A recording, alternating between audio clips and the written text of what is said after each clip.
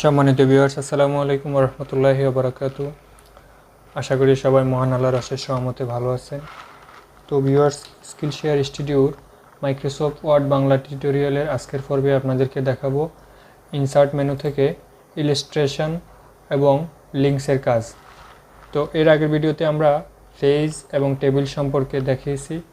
তো ভিডিওর লিঙ্কটি আমি আপনাদের জন্য এই ভিডিওর আই বাটনে দিয়ে রাখবো, আপনারা যারা মিস করছেন তারা সেটা দেখে নেবেন। এছাড়াও মাইক্রোসফট ওয়ার্ড বাংলা টিউটোরিয়ালের আরও যে টিউটোরিয়ালগুলো আপনারা মিস করছেন সেগুলোর লিঙ্ক আমি ডেসক্রিপশন বক্সে দিয়ে দেবো, আপনারা সেখান থেকে সেগুলো দেখে নিতে পারবেন।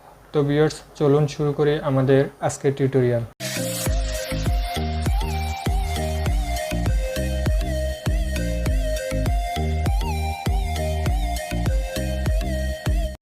ভিউয়ার্স দেখুন, ইনসার্ট মেনুর এই ইলাস্ট্রেশন পর্বে এখানে দেখুন pictures, online pictures, shapes, smart art, chart, screenshot, এখানে কয়েকটা অপশন দেখানো আছে।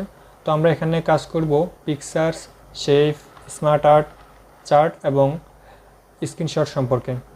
তো তার জন্য আমি প্রথমে পিকচার্স অপশনের কাজ আপনাদেরকে দেখাবো। আমি যেহেতু এখানে ন্যাশনাল ফ্ল্যাগ সম্পর্কে, আমাদের জাতীয় পতাকা সম্পর্কে প্যারাগ্রাফে লিখেছি, সেজন্য আমি চাইতেছি এখানে আমাদের জাতীয় পতাকাটা ইনসার্ট করব। তো আপনি চাইলে আপনার বিষয়বস্তু অনুযায়ী যে কোনো পিকচার ইনসার্ট করার প্রয়োজন হয় এভাবে করে নিতে পারবেন। তো সেজন্য পিকচার্স অপশনটাতে ক্লিক করবেন। ক্লিক করলে দেখবেন আপনার এখানে আপনার কম্পিউটারের যে ডকুমেন্টসগুলো সেভ করা আছে সেগুলো এখানে ডিসপ্লে করবে। আপনি এখান থেকে সেগুলো ব্রাউজ করে নিতে পারবেন। তো আমি এখানে ডাউনলোড অপশান থেকে যে এখানে যে ফ্ল্যাগ ইমেজটা ইনসার্ট করে নেব। তো দেখুন এটা এখানে ওয়ার্ডে চলে আসছে। তো এটাকে এখান থেকে এদিক ওদিক নাড়ানো যাচ্ছে না, কিন্তু এটাকে এদিক ওদিক নাড়ানো যাচ্ছে না এখন। তো এটাকে এদিক ওদিক নাড়ানোর জন্য ইনসার্ট করার পর যে অপশনটা আপনারা খেয়াল করবেন বা যে অপশনটা আপনারা কাজ করবেন, সেটার জন্য এই যে রাফ টেক্সট এখানে ক্লিক করে ইন ফন্ট অফ টেক্সট এখানে ক্লিক করে দিবেন। এখানে ক্লিক করার পর আপনারা এটাকে যেখানে প্রয়োজন সেখানে ইচ্ছামতো নিয়ে যেতে পারবেন। এটাকে ছোট বড় করার জন্য এই যে কর্নারে আপনার মাউসের কার্সর নিয়ে এটাকে ছোট বড় করতে পারবেন, ঠিক আছে। এরপর এটাকে যদি ঘোরানোর প্রয়োজন হয়, এই যে এখানে ক্লিক করে এটাকে যতটুকু যে অ্যাঙ্গেলে ঘোরানোর দরকার, যে অ্যাঙ্গেলে আপনার রাখার প্রয়োজন ওই অ্যাঙ্গেলে রাখতে পারবেন। তো এরপর এখানে আরও কিছু কাজ আছে, সেটা হচ্ছে আপনি এখানে এটার পাশে একটা বর্ডার দিবেন। সেটা এই বর্ডার দেওয়ার জন্য এই যে ফিক্সার বর্ডার এখানে ক্লিক করে এই যে এখান থেকে কালার চয়েস করে যে কোনো একটা কালার চয়েস করে আপনি বর্ডার দিতে পারেন। আপনি চাইলে এটাকে যে কর্নারগুলো রাউন্ড করে স্মুথ করে দিতে পারবেন।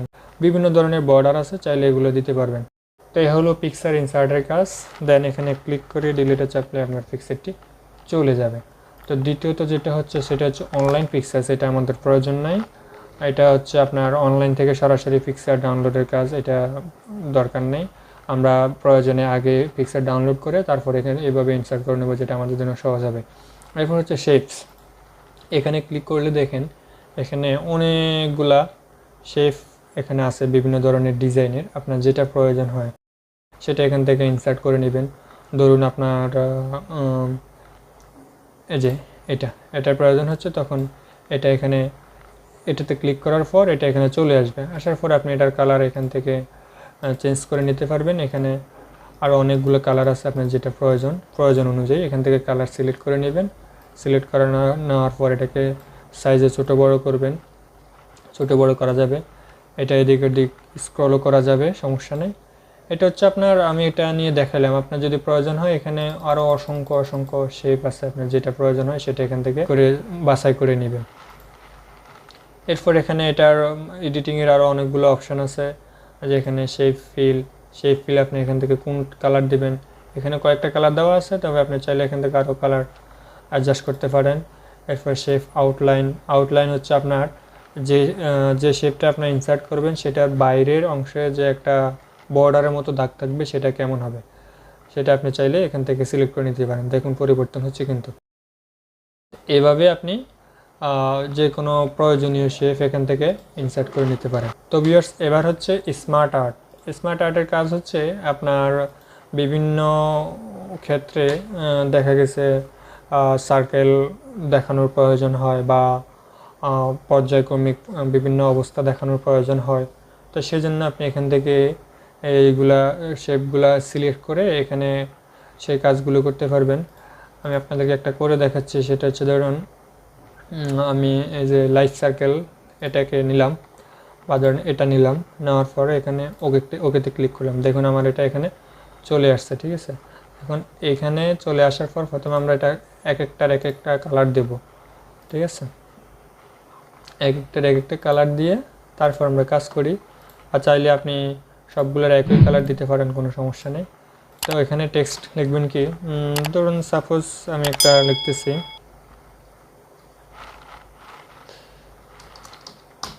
think, try,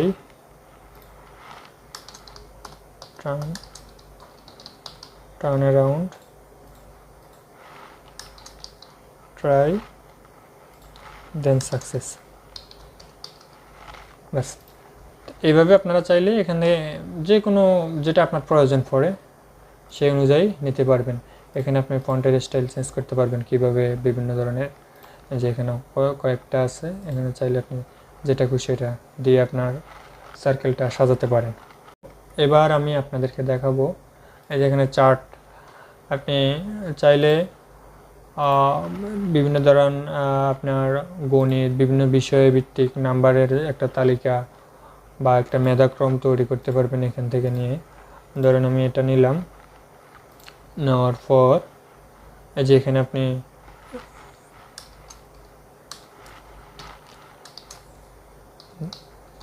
সাবজেক্ট মার্কস, ধরেন এখানে আমি দিলাম ম্যাথ পাইছে ধরেন 60, বাংলা 50,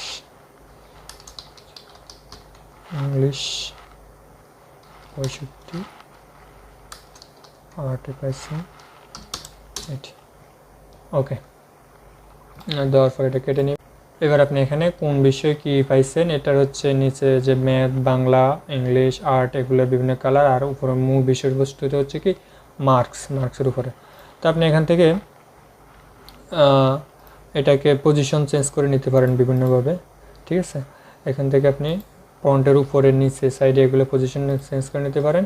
এখানে দেখেন ডাটা লেভেলস, এটা অন করে দেওয়ার পর আপনার কোনটা কি মার্ক, কত পর্যন্ত আপনি এখানে নির্দেশ করেছেন সেটা দেখতে পারবেন। এখানে এটার center, inside, outside, best fit, এগুলা বেস্ট ফিট বলতে আপনার যেটা উপযুক্ত সেটা এখানে উল্লেখ হবে। Then outside. ঠিক আছে, আমি এখান থেকে আউটসাইড সিলেক্ট করলাম। এভাবে আপনি বিভিন্ন ধরনের চার্ট করতে পারবেন, চার্ট অ্যাটাচ করতে পারবেন বিভিন্ন নাম্বারের উপর, বিভিন্ন বিষয়ের উপরে। ভিউয়ার্স, এবার দেখাবো আপনাদেরকে স্ক্রিনশট। ঠিক আছে, স্ক্রিনশটের কাজ সেটা হচ্ছে ধরেন আপনি আপনার স্ক্রিন থেকে যে কোনো কিছু একটা এখানে অ্যাটাচ করতে চান, তখন কি করবেন, এখানে স্ক্রিনশটে ক্লিক করে দেন স্ক্রিন ক্লিপিংয়ে ক্লিক করবেন।